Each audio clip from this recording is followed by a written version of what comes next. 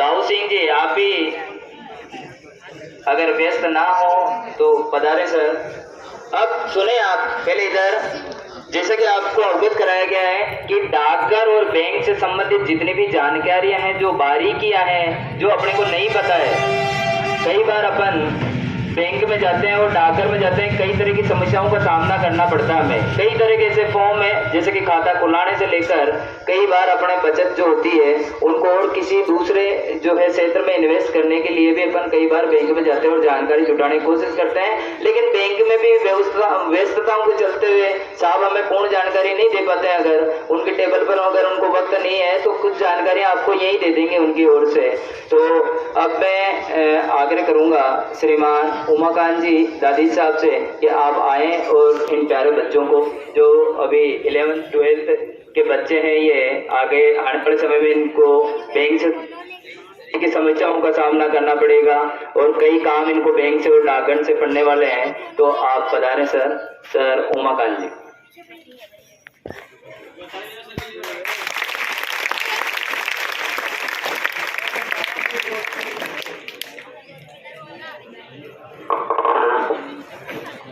आप सभी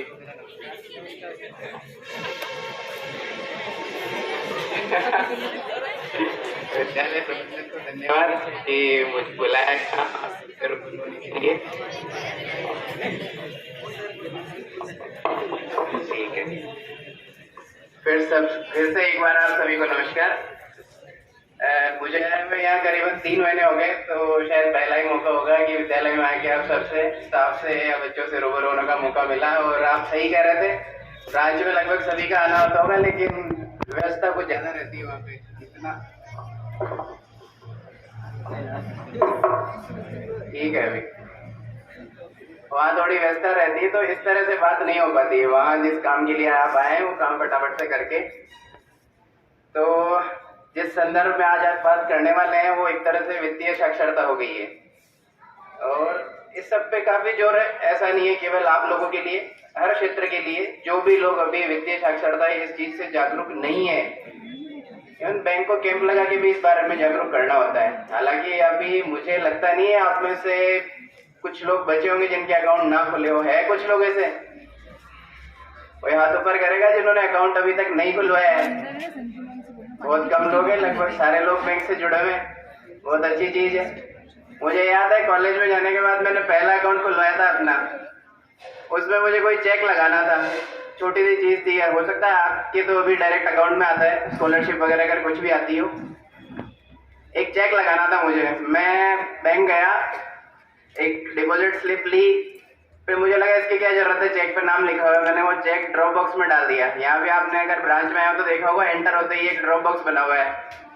मैंने वो चेक ड्रॉप बॉक्स में डाला और मैं आ गया अपने हॉस्टल में। 10 दिन हो गए, 15 दिन हो गए। मैंने कहा, मैं पाए चढ़ा के मैंने कहा आज तो बैंक वालों से झगड़ा करेंगे। 15 दिन हो गए, चेक क्लियर नहीं हुआ है। पहुंचा है, उन्होंने कहा एक बार आप जो देखते हैं क्लियरिंग उनसे मिली है। उनके बाद गया, उन्होंने कहा आप ये बताइए मुझे कि इस चेक को मैं कौन से अकाउंट में जमा करूंगा। कई बात तो सही बोला, इसके साथ एक जमा पर्ची लगती है। आप लोग अभी बैंक जाते हैं तो एक डिपॉजिट स्लिप होती है जब भी पैसा जमा कराते हैं। बोला ये तो आपने लगाई नहीं। ये हालात थी जब मैं फर्स्ट ईयर में था कॉलेज में।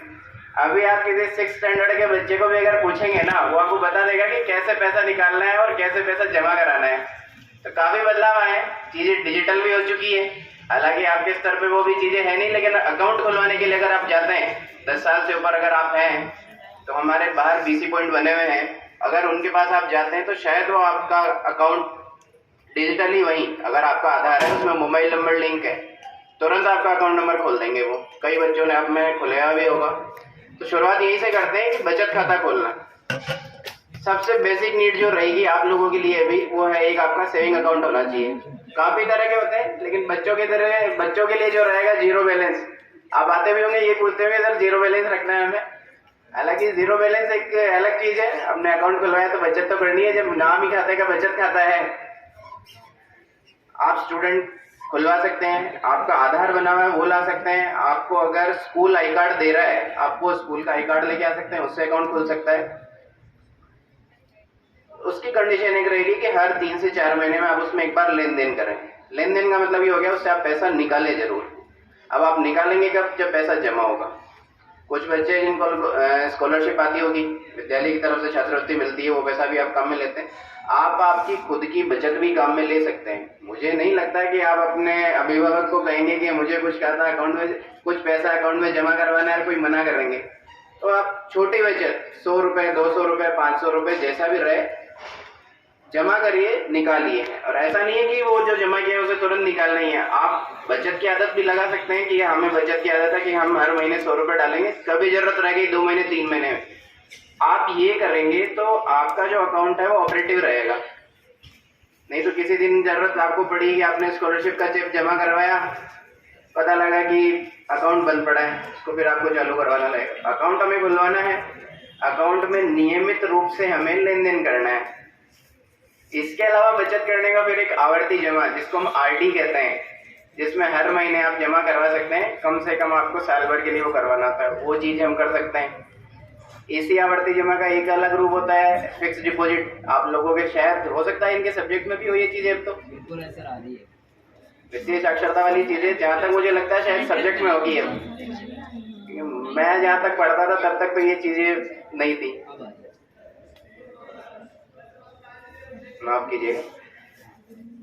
बेसिक चीजें यही हो गई। बाकी तो बैंकिंग में इतनी सुविधाएं हैं कि अगर आप जैसे जुड़ेंगे तो शायद आपका खुद का जीवन बीमा कराना चाहे, दुर्घटना बीमा कराना चाहे, कुछ और जनरल इंश्योरेंस आप कराना चाहे, हेल्थ इंश्योरेंस करवाना चाहे, म्यूचुअल फंड हो गया, इतनी सारी सुविधाएं। और वो सारी सुविधाएं आपको आपके फोन में भी अवेलेबल हो सकती है। लेकिन अभी जो अपनी जरूरत है वो है एक सेविंग अकाउंट। तो जो भी बच्चे रहे हुए हैं, मेरा यही निवेदन है कि तुरंत से अपना सेविंग अकाउंट यही बैंक ऑफ बड़ौदा में खुलवाएं, क्योंकि बाकी की जो चीजें होंगी, बाकी की जो सुविधाएं होंगी वो उसके बाद ही आपको मिल पाएगी। के साथ ही स्टाफ से भी मेरा निवेदन है, अगर आपको भी बैंकिंग से रिलेटेड कुछ भी है, हर तरह के ऋण भी हमारे पास अवेलेबल है। आप होम लोन लेना चाहें, बच्चों के लिए एजुकेशन लोन हो गया, कार लोन हो गया, अगर आपकी पोस्टिंग यहाँ है तो ये सुविधा आपको यहाँ मिल सकती है। अगर आप विचार कर रहे हैं कुछ भी ऐसा, तो अभी बहुत कॉम्पिटिटिव रेट ऑफ इंटरेस्ट में सारी चीजें उपलब्ध है। तो मेरी तरफ से यही था, क्योंकि बेसिक बैंकिंग यही है। बाकी अगर आपको कुछ भी जरूरत रहती है, बैंक में एंटर होते ही सीधे हाथ में मैं ही मिलूंगा आपको। किसी भी तरह की जरूरत रहे आप बेझिझक आके पूछ सकते हैं। ठीक है, बहुत बहुत धन्यवाद।